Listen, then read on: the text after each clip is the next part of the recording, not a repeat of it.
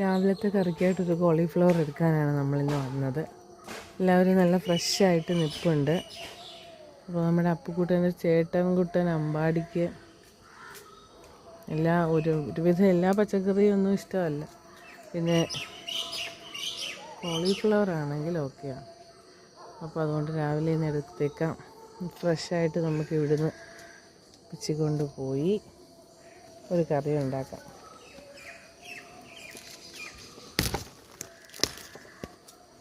അതിൻ്റെ പൊട്ടിച്ചെടുത്തിട്ടുണ്ട്.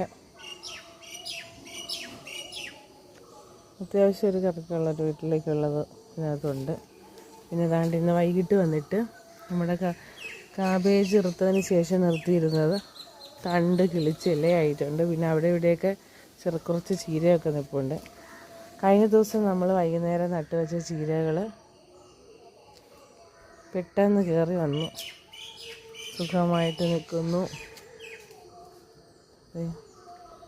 അതുപോലെ കുപ്പികളിൽ നട്ടവർ അവരുമൊക്കെ കുഴപ്പമില്ലാതെ കയറിയിരുന്നെങ്കിൽ നമുക്ക് ഇച്ചിരി പുളിപ്പിച്ച കഞ്ഞിവെള്ളം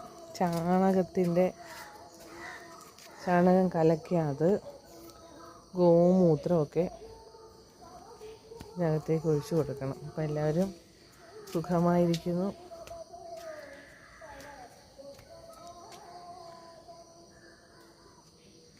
പാവയ്ക്കൊക്കെ പിടിച്ചു തുടങ്ങി, കവറിട്ട് നിർത്തിയിരിക്കുന്നു.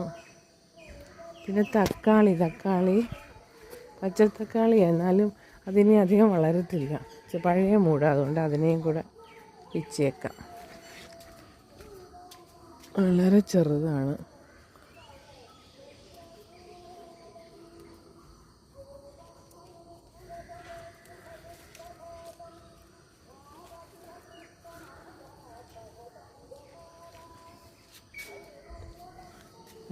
ചിലത് കണ്ടാൽ മണിത്തക്കാളിയുടെ അത്രേ ഉള്ളൂ. മണിത്തക്കാളി എന്ന് പറഞ്ഞൊരു മൂട് ആ കോവിഡ് കാലത്ത് ഇവിടെ ഉണ്ടായിരുന്നു. എന്ത് ഭംഗിയായിരുന്നു. ദാണ്ട് ഈ ഭാഗത്ത് ഇങ്ങനെ നിൽപ്പുണ്ടായിരുന്നു മണിത്തക്കാളി. അതിന് പകരം ഇപ്പോൾ ഒരു തക്കാളി ദാണ്ട് അവിടെ വരുന്നു. അതുപോലെ അന്ന് ബജി മുളക് ശരിക്കുണ്ടായിരുന്നു.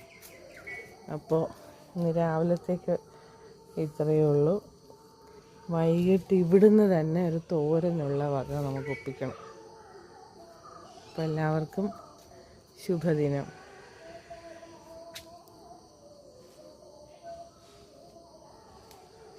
ശുഭദിനം പറയാൻ ഒരാളെയും കൂടെ ഞാൻ കൊണ്ടുവരാം.